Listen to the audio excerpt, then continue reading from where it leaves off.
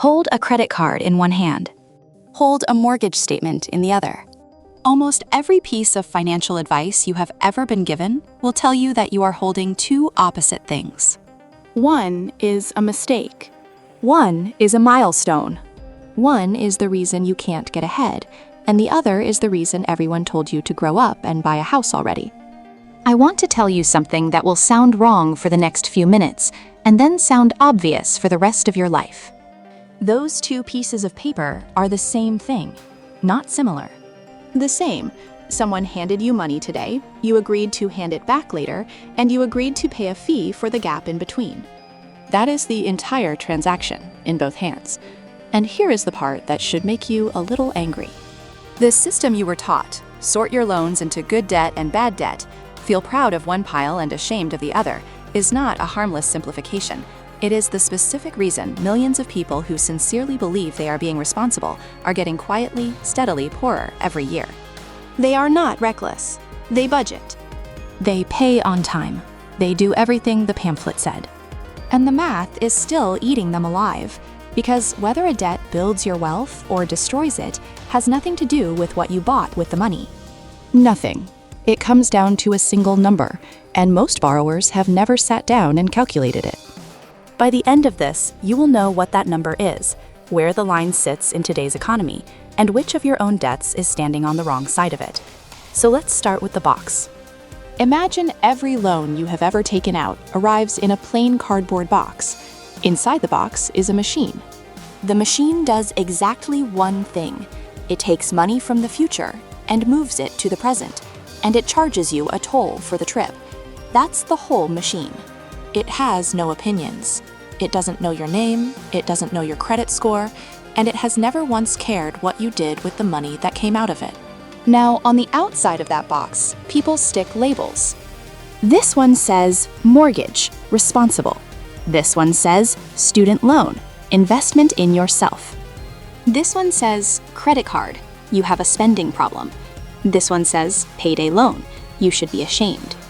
The labels are loud, they're emotional, and they're where basically all of personal finance advice lives. But the labels are on the outside. The machine is on the inside, and the machine is identical in every single box. Think about how far this goes. When a corporation issues a bond, that is the same machine. When the federal government borrows money by issuing treasury securities, same machine. When you finance a couch at 0% for 12 months, same machine. Money now, money back later, plus a fee. The only thing that ever changes from box to box is the size of the toll. Standard advice sorts these boxes by what the money touched on its way out. Buy an asset and you get the good label. Buy a vacation or a dinner or a couch and you get the bad one. It feels like wisdom. It's actually just a story about your character, dressed up as arithmetic. And a story about your character has never once made a payment. Here's the rule that actually decides your financial life, and I want you to hear how boring it is, because boring is exactly why it works. Compare two numbers. The interest rate on the debt and the return you could reliably earn on that same money somewhere else. That's it. That comparison is the whole game. Everything else is decoration. If you carry a balance at 20%, you are not in some debt. You are guaranteeing yourself a 20% loss every year automatically until that balance is gone.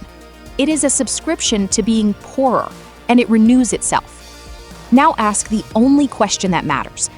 Can that money reliably earn more than 20% anywhere else? It can't. Not legally, not reliably, not for a normal person with a normal account. So the debt is making you poorer, and it does not matter one bit whether you bought textbooks or tequila with it. But flip it. Say you're locked into a fixed debt at 3%, and that same money invested in the market earns you 8 to 10%. That debt is quietly making you richer while you sleep. You're borrowing cheap and earning more, and the spread lands in your pocket. Same machine. Different toll. Completely opposite outcome. That's the crossover. Above it, debt drains you. Below it, debt builds you. The label on the box never enters the calculation. Now, let me show you what this looks like with two actual people, because the number only lands when it has a face on it. The first one is Jake. Jake is the guy your parents would describe as responsible, and honestly, they'd have a point. He has a budget. He knows what he spends on groceries. He has never missed a due date in his adult life. He is not the cautionary tale from the commercial with the guy drowning in receipts. Jake carries $8,000 on a credit card, month to month, and he treats it the way he treats his electric bill. It's just there. It's a fact of life. He pays about $200 toward it every month, and he feels fine about that, because $200 a month is a manageable number, and he always pays it. Let's open the box. Jake's card charges 21.5%. On $8,000, that is $1,720 a year in interest alone. Divide that by 12, and you get $143 a month. Now look at what that means against his $200 payment. Of the $200 Jake sends the bank, $143 of it evaporates on contact. It never touches the $8,000. It's not paying off anything. It is rent on money he already spent. So what happens? It takes Jake 71 months to clear that balance. Nearly 6 years. 6 years of a payment he described as manageable. Along the way, he hands the bank $6,200 in interest, meaning he pays more than $14,000 total to retire an $8,000 debt. He nearly doubles it. And nobody ever calls this an emergency because it doesn't look like one.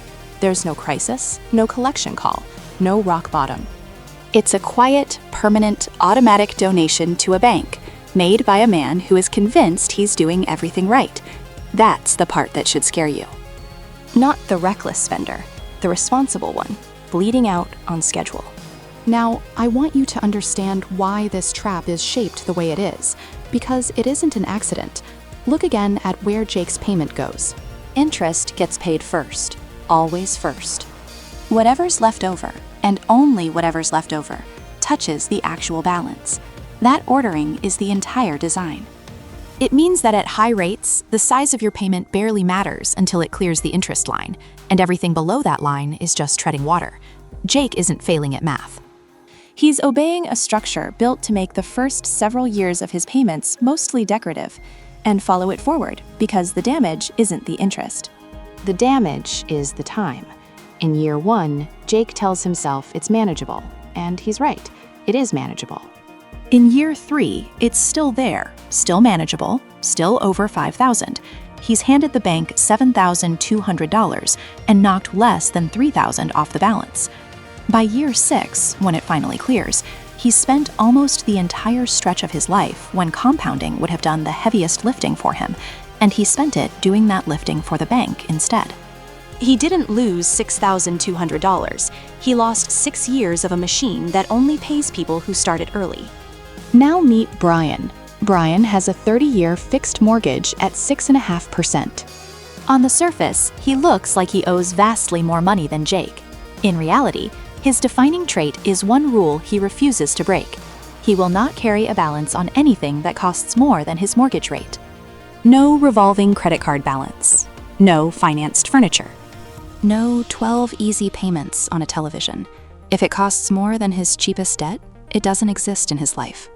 That one rule frees up $500 a month, the kind of money someone like Jake quietly bleeds out in payments and interest. Brian takes that $500 and invests it in the market at a 10% return. Watch what the machine does when it's pointed the other way. After 10 years, that $500 a month has grown to about $102,000. After 20 years, about $380,000. After 30 years, more than $1.1 million. And before somebody in the comments says the word inflation, yes, adjust for it. In today's purchasing power, that's still roughly $610,000. $610,000 in money that means what money means right now, built out of $500 a month and one stubborn rule. Brian didn't get rich because he avoided debt. Let that land. He has a mortgage. He got rich because his cheapest debt sits below the rate at which his money compounds, and he refused to touch anything above that line. Jake's problem was never that he had debt. It was that his debt was priced above every return he could reach. Same machine, 2 directions. Now, there's a detail hiding inside Jake's story that makes high-interest debt even uglier than it already looks, and almost nobody mentions it. Taxes. When you invest in the market and earn 10%, you don't keep 10%. The government takes a cut of the gains when you sell. That's the deal. But when you pay off a 21.5% credit card, you are earning a guaranteed tax-free 21.5%. And it's tax-free for a reason that's almost funny once you see it. You're not earning income, you're deleting an expense. There is no gain for anyone to tax. There's just a bill that stopped existing. So sit with that. There is no legal, zero-risk investment available to a regular person that reliably pays 21.5%, tax-free, guaranteed. It does not exist. If someone offers it to you, they're either lying or committing a crime, and probably both. Paying off high-interest debt beats the expected return of the entire stock market by more than 11 percentage points a year, and it does it with zero risk, zero volatility, and zero tax. For most people watching this, it is not a good investment. It is the single best investment they will ever have access to in their entire lives, and they treat it like a chore. Okay, so the rule is clear: rate versus return. But that only helps if you know where the line actually sits right now, in this economy, not in a textbook. Start with the floor. What can your money earn with genuinely no risk? A high-yield savings account or a treasury bill will get you around 4%. Not exciting, but real, and effectively guaranteed. Now the ceiling. Over the long run, the stock market has returned about 10%. That's the number everyone quotes.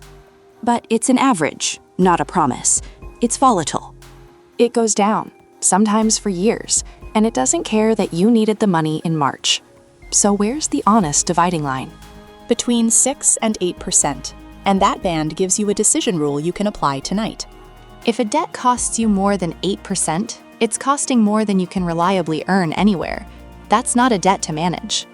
That's a debt to kill, immediately, aggressively, with everything you can throw at it. If a debt costs you less than 6%, it's cheap money. You are usually better off making the minimum payment, letting it sit there, and putting your extra cash to work in the market instead. That debt is on your side. Leave it alone. And then there's the gray zone between 6 and 8%, which of course is exactly where most mortgages and most student loans live, because the universe has a sense of humor. In that band, the math no longer decides for you.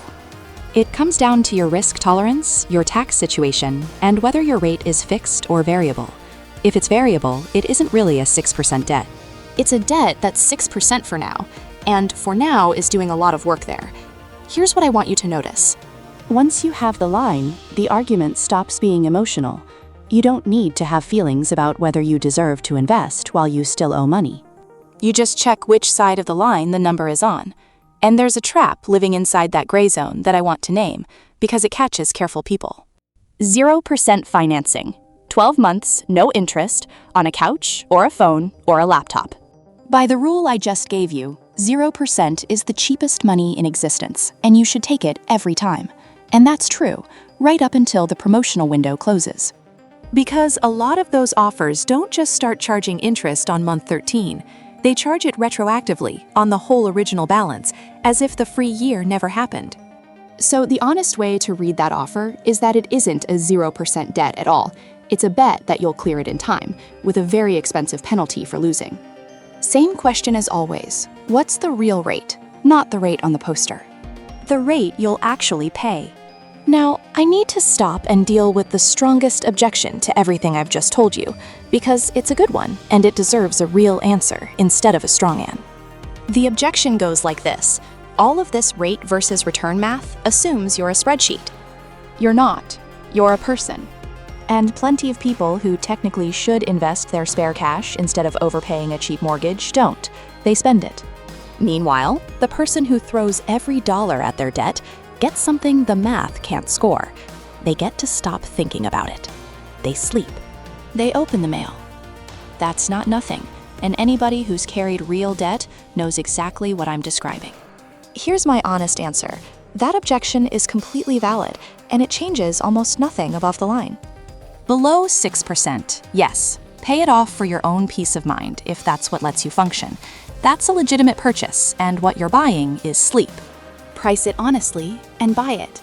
But above the line, the emotional argument and the mathematical argument agree, and that's the whole point. Nobody's peace of mind improves by holding a 21.5% balance. The behavioral case and the numbers point at the same door. Where they genuinely diverge, it's only ever in that narrow 6 to 8 band. And if you're arguing with yourself about a 6% mortgage while a credit card burns in the next room, the argument isn't about behavior, it's a distraction with better manners. Now, let's talk about the rich, because there's a myth here worth breaking. People assume billionaires have access to some secret financial instrument the rest of us aren't cleared for. Some special door. There is no door.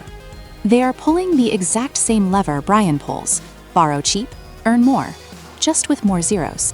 The strategy even has a name that tells you the whole plot: buy, borrow, die.